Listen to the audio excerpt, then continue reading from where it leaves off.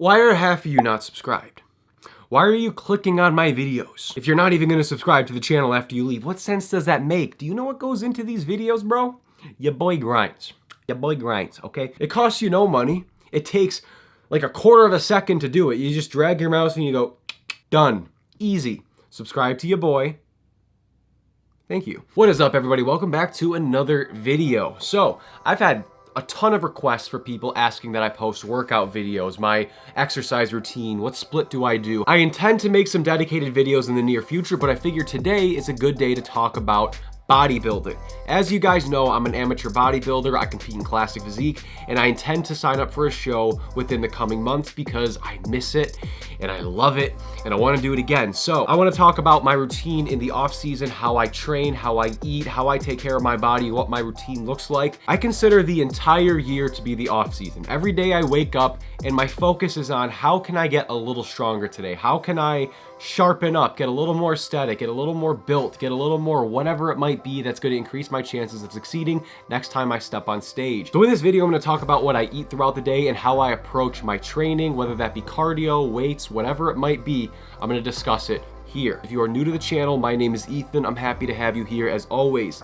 I do diet videos, I do fitness videos, I do vlogs, I do all sorts of fun content. So if you're into anything like that, be sure to like the video and subscribe to the channel. Ring the bell so you get notified when I drop more videos like this, and leave a comment if you got a suggestion for a video in the future. So before we get into the video, I want to say two things real quick. First off, massive shout out to all of my Patreon members who have been supporting my channel, enabling me to make upgrades to increase the quality of the content that I deliver to you guys. If you are interested in having your name inscribed on the jug that I feature in every video, as well as a verbal shout out and other benefits, be sure to check out my Patreon. I will have that link down below as always. Second thing, I'm shocked at the amount of people that actually commented thick jug in my last video, so we're just gonna keep the theme consistent. So I want everyone to comment down below, jiggly jug. Not thug jug, not thick jug, jiggly jug. Put it down below. Do it. Do it. Do it. Okay, cool. Let's get into this.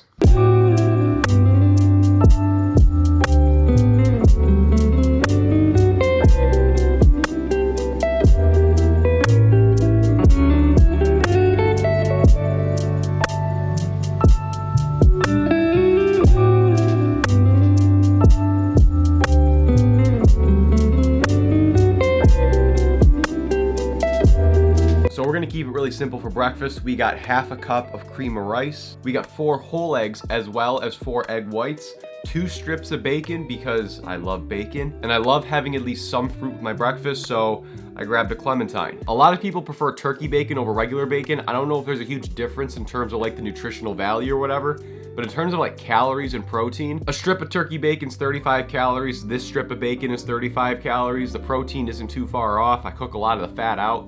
Whatever. I like this bacon. And of course, I always fill up my gallon jug so I know to drink my gallon all throughout the day. Breakfast is the best time to do it. I think I mentioned this in previous videos, but my most calorie dense meal always winds up being breakfast. I always find that when I eat a lot more in the morning, whether I have a huge appetite or not, I feel less hungry or less urges to eat more than I should throughout the day. I think a lot of people try to fast in the morning, or they have very small amounts of food so they have more room later in the day. I used to do that for a while, but what I noticed with myself is if I try to eat a little bit in the morning and then way more calories later in the day, it's later in the day.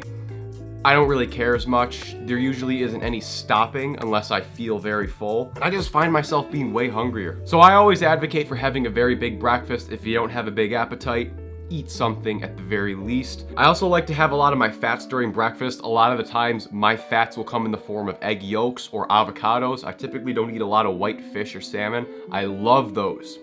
They're just a little more expensive. I also notice I personally feel a little better throughout the day when I have my fats in the morning. I don't have fat in each meal. Like you might get like 10 grams or whatever, but I'm not prioritizing it like I would protein, for example. And a lot of you are probably wondering, why am I eating cream of rice and eggs when I have all these anabolic recipes? And the reason for that is I love the recipes. I just don't feel like it's something I should eat every meal of the day. I don't want to have a lot of artificial sweetener, a lot of processed food, a lot of fake whatever. I think they're awesome. I just recommend having a rounded diet. I like to have certain things from all food groups. With the cream of rice, I just added pink Himalayan salt, but if you wanted to make that a breakfast in of itself, you can just add a scoop and a half of whey protein, some Eco Greek yogurt, a bunch of chopped up blueberries and bananas, high protein, great carbohydrates. You don't even need to have the eggs and the bacon. The cream of rice, bacon, eggs. I was just feeling a little more savory this morning, but I always want to toss in a fruit. I think it's a good habit to make. Plus the volume is crazy. You're gonna feel super full. Sometimes I'll also pan fry a bunch of vegetables before I put the eggs in the pan, and then it's kind of like an omelet. I'll put a little bit of cheese in there, but today I'm just keeping it super simple. Eggs, bacon, cream of rice, fruit, health. Another reason breakfast is really big is because I only have this meal prior to working out.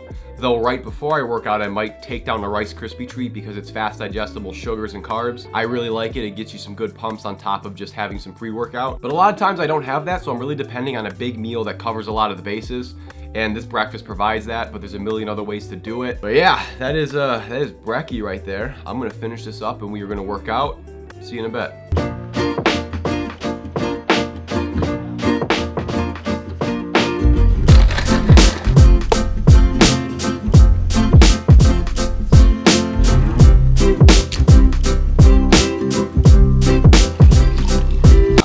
Cherry taste test.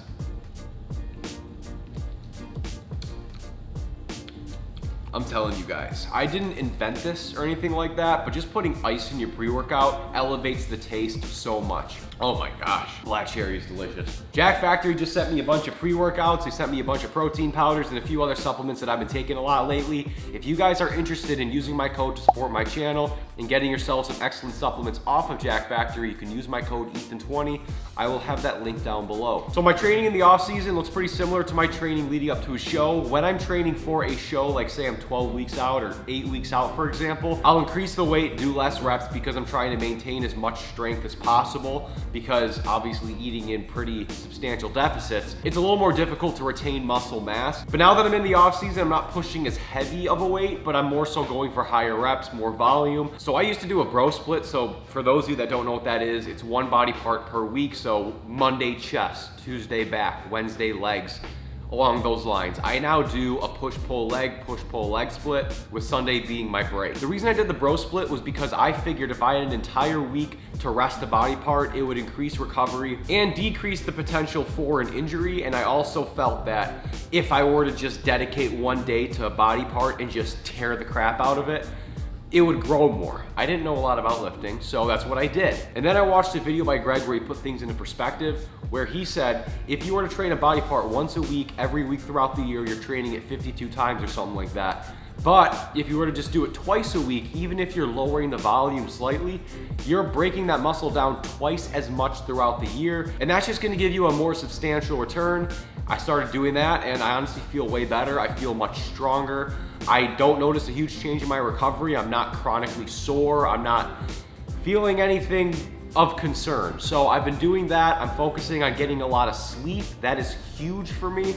I always encourage people to get 7 to 8 hours of sleep. So that's something I prioritize a lot. Obviously, I also encourage drinking a gallon of water a day. So I'm gonna start the week off with chest and triceps, which is what we're doing today. Tomorrow, it's gonna be followed by back and biceps. Wednesday, hamstrings. Thursday, chest and triceps. Friday, back and biceps, and then Saturday is gonna be quads. I also train calves about 4 or 5 times a week, and I never train my abs. I used to do that a lot, but I feel that it's gonna build a wider, blockier midsection, even if it's a little stronger. I like a more tapered look, so I never feel the need to train my abs. That's just me. One more thing before we get into it, I also have a bit of a muscle imbalance in my chest. I'm right-handed, so I'm dominant on the right side. My right pec is a little more developed than my left pec. It kind of protrudes a little more. It's a little more defined. So when I train chest, I do a few more extra reps separately on my left side because I'm trying to balance it out. Not everyone's gonna do that, but I think over time I built a poor mind-muscle connection with my chest. So my goal is to try to correct that. Do like another set or two just so I can kind of even things out over time, but I'm not gonna totally skew my entire lift. It's essentially gonna be the same thing. But yeah, I'm not gonna talk anymore. Let's get into a few sets.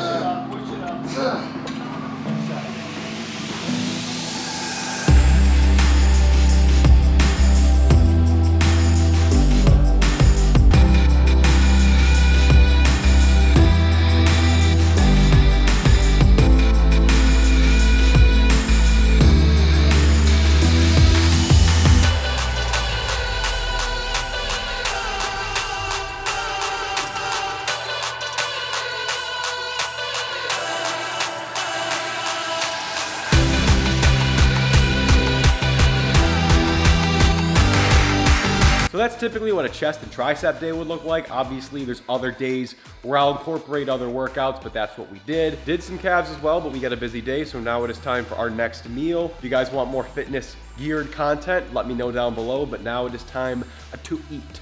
Peace. Okay, so we concluded our workout. Cardio I tend to save for later in the day because it helps kind of string my energy along a little more. It helps keep me moving throughout the day because large chunks of my day are dedicated to editing, and that's usually me just sitting in a chair. So I can get tired if I do it for hours on end, so being able to do cardio a little later kind of keeps the blood flowing, you know what I mean? Post-workout meal, we're keeping it really simple. I have 200 grams of chicken breast, 40 grams of rice, some Brussels sprouts, and Jack Factory post-workout. I recommend Swoleberry. It's one of my favorite flavors. Now I know this is kind of an anabolic channel. I indulge in the anabolic diet, so your eyes kind of go to the recipes. You guys kind of gravitate towards the cookies, the ice creams, all that stuff. Those are great. And because these are channels that tend to push those kind of recipes, a lot of people have these weird assumptions that that's like what we eat 24/7. If I'm not recording all day and I just have a normal day of eating, which is what I'm trying to show you right here, I might have one recipe, maybe two, depending on what I got in the house. One of my biggest priorities, as you saw in one of my previous full day of eatings, is I'm aiming to have the most balanced diet as possible. I want to have a little bit of everything, right? I don't want to overindulge in sweeteners and protein. As you saw, I've had complications in days past. The erythritol really messes with me, so I've been really mindful of it. Shit you not, I had to go to the hospital about 2 months ago because I didn't go to the bathroom for almost 2 weeks. I didn't talk about it. It wasn't a big deal, but like, yeah, dude, yeah, that is crap ton. Yeah, bro, what the fuck? It wasn't a big deal. I had to go to the hospital. No, I went to the hospital, no biggie. I wasn't like carried in on a stretcher, like dying. I was just, like my stomach was down to here. I can't shit. I will say that a lot of people from the outside looking in can view the diet and think, oh, it's just, you know, artificial crap and powder. Sure. That's not at all what it is. But myself, I didn't stress the importance or was not aware of the importance of having a rounded diet. Like Greg went from anabolic diet to circle diet. I didn't give that much mind until I actually had a personal problem. And it sucks. Like, I don't want anyone to eat too much Swerve confection or sugar because you won't poop for a couple weeks. And that's not fun. I don't blame anybody who makes that mistake though, because you don't exit the womb. You don't enter this world knowing nutrition, knowing balance. As you saw in one of my previous videos talking about incorporating fat with the anabolic diet, which Greg actually made a video on, my prime focus was calories in, calories out, and simply getting a lot of protein and screw everything else. That's not how you want to do it. I'm learning as time goes on through trial and error, and I use my channel to document what I learn as I progress. And like I said, I'm finding more and more that balance is key. You want to focus on micronutrients. You want to focus on getting vitamins in your system. From my personal experience, the way that I view it, I think the more restrictive your diet is, the tougher it's going to be to maintain long term. If you cut something out entirely, at some point, you're gonna crave it. At least I did. Have a little bit of everything. Don't be afraid of carbs or fats or any macronutrient. Don't be afraid of bodybuilder food. Don't just eat sweetener and protein. I've said it in a lot of videos, but I wanna hammer that home because a lot of people see us post these really good recipes and think they can eat that 24/7 and just hit on every cylinder. That's not gonna happen.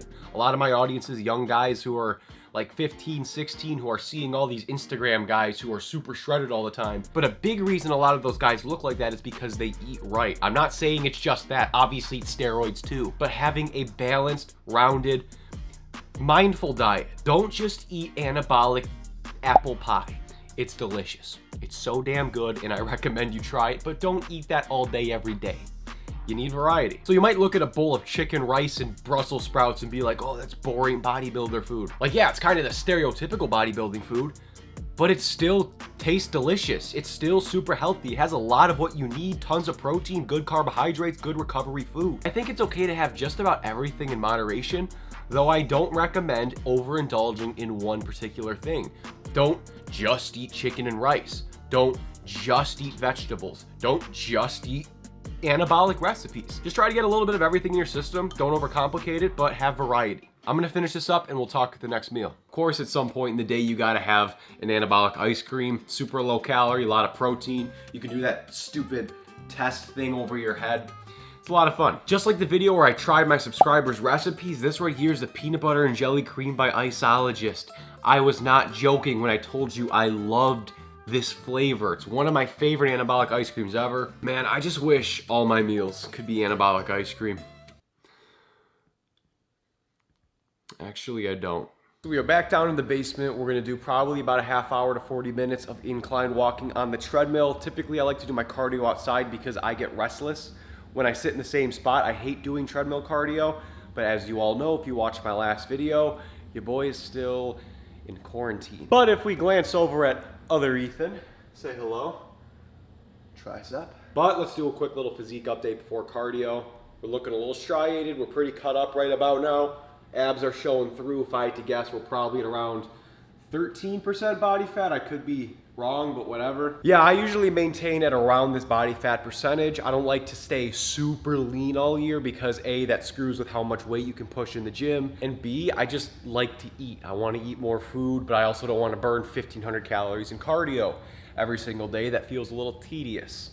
But I also don't want to get fat because I'm not a believer in bulking heavily or cutting heavily unless, of course, you're doing it for a show, which I intend to do. Well, not do, but sign up for again in a few months. But yeah, typically I like to do my cardio outside. Being that I live in upstate New York, we have really cold and snowy winters, but we have some warm summers. It's September, so summer's gonna end very soon if it hasn't already ended. I don't know. I'm trying to cling on to everything I got, you know? Plus just being outside, not even having headphones in, but just listening to nature, because I feel like we're constantly consuming media. We have our headphones in, blasting music, listening to podcasts, watching YouTube videos.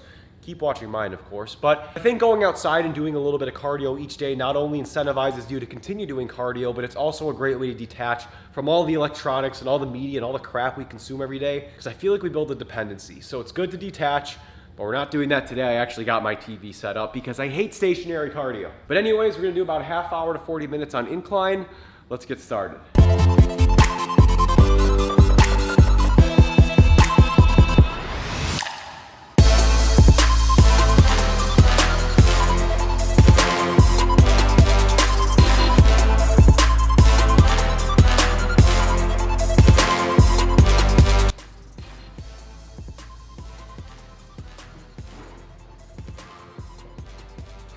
All right, so post-cardio meal, we're gonna eat in the gym like every other normal person would, obviously. This right here is 4 slices of bread, 8 egg whites, 150 grams of apple, and 1 scoop of Jack Factory Vanilla Whey protein. I'll take the apple, I'll cut it up, and I'll microwave it in water and cinnamon for about 2 to 3 minutes. And then once it comes out, it's steaming hot. I'll throw in some whey protein, I'll mix it up, and it tastes delicious. It's like this very sweet apple topping, filling, whatever.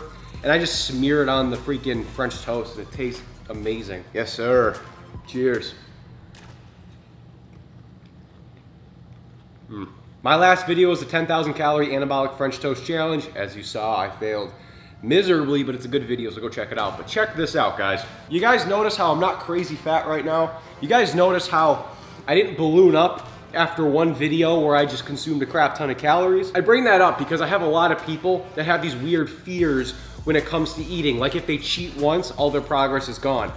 I'm not advocating you cheat. I'm not advocating you enable yourself to slip frequently, but if it happens once, I think it's very easy to slip into that if you're hard on yourself. It's easy to do it the next day if you beat yourself up all night or try to burn it all off in cardio right after. That's not healthy. So my advice for you is if you have a bit of a cheat or you fall off the wagon once or even twice, just be like, yeah, you know what, it happened. I'm not gonna be hard on myself, I'm human. Maybe my body really needed it. Time to move forward. And I think it's gonna be that much easier to get back on track than it would be if you sat in your bedroom and just looked at yourself in disgust in the mirror for hours. Like, who gives a crap? You fell off the wagon once, who the hell doesn't? This is really good. I cannot tell you guys how excited I am for my next show. I wanna get on stage so bad. I have a lot of weak points I'm still trying to sharpen up on. I've been giving a ton of focus to my legs. They're by no means IFBB worthy legs, but they've gotten better. My calves have gotten better. That's what I love about bodybuilding shows, is when you get on stage and you get down to like 6 or 7% body fat and you look at yourself afterwards on film or in pictures, you get to see how you look with all the fat stripped off, and it makes it that much easier to kind of like point out your weak points, right? Like, hey, my legs are small. Hey, my calves are small. Hey, my lats aren't very wide.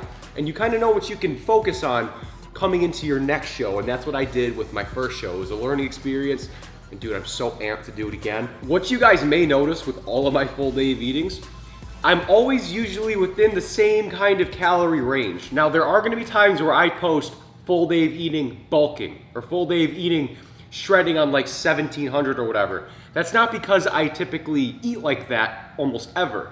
I would make videos like that for people who do want to eat like that, who have certain goals, who have different body compositions than myself, because I'm not going to pretend everybody likes to maintain around where I eat. Whenever I change up my eating, it's usually a very mini cut, a very mini bulk if I'm noticing my strength or my energy leaving me a lot, but I'm never gonna do like a hard, dirty bulk, or I'm never gonna shred. Well, actually, you know what? I lied. I will shred down a little bit because it's summer, you wanna get peeled. Cinnamon in my throat. Yeah, I'll cut down, but I'm never gonna like get down to stage weight and stay there for more than a couple weeks. Tops, right? Like if I gotta cut down for my show, that's one thing, but I'm never gonna wanna get down to 5% and then sit for a month. I'm not Tristan Lee, I don't have that set point or those blessed genetics, right? I usually sit around, you know, like 12, 13%. Like I look pretty good. I can maintain like this all year if I really wanted, but I don't wanna get super fat, even if I get a little stronger, because I don't wanna have to cut way more and make the process that much suckier, because cutting for shows isn't easy. But anyways, I'm gonna finish this up on this bench for some reason. I'm gonna hop in the shower because I'm pretty gross right now. I'll talk to you guys at dinner. Peace.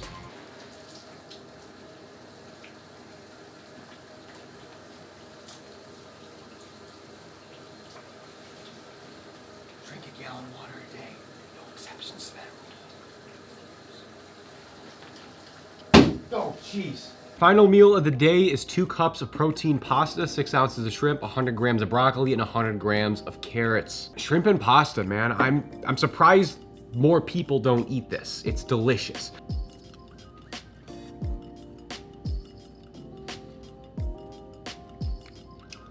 Okay, the shrimp's kind of freezer burned. Still good in my opinion. But yeah, I got 2 servings of protein pasta. This right here is the brand that I use. It's got 10 grams of protein per 190 calorie serving. I'm surprised more people don't go towards pasta. I know that Bonsai brand, I'm not sure what it's called. I know that's pretty popular. I know a lot of people eat that, but that's probably my favorite pasta brand, I'd say. Calories and macros for everything that I consume today will be blown up on the screen in front of me. Now here's the thing, I'm not very strict in terms of my intake. If I eat 200 more calories tomorrow, whatever. If I eat 300 less calories tomorrow, whatever. Point is, I want to hit my protein goals. I want to have a pretty rounded diet. I want to incorporate a lot of vegetables, a lot of meat, a lot of whatever. I just want to have a lot of stuff, right? Because I'm not super strict when it comes to my calories in the off season because I tend to hover around the same range. I try not to count my calories a lot when the camera's not recording. Obviously, I need to keep track for this video, and I'm going to make more videos like this in the future. But my goal is to not really use a calorie counting app throughout the day because I can kind of eyeball what it is I want to eat. And if I'm off by a couple hundred calories, I'm okay with that because I've been counting calories for such a long time that I generally know what it is that I'm going to be consuming. And I've talked about this in previous videos, but I feel like an over-dependency on calorie counting apps can lead to over-obsessive habits and unhealthy dependencies when it comes to keeping track of every calorie in your food. I think that can build an unhealthy relationship. Yes, relationship. I believe in relationships with food. I know some people that don't. Greg, I'm sorry. Obviously, you're not gonna court a banana like Greg says in his videos, but I think there's a lot of emotional dependency that people place on foods. I think a lot of people go to them as a coping mechanism. You can absolutely build some level of a relationship with food, obviously not a romantic one. I know it's more of a joke, but I'm just kind of driving my point home.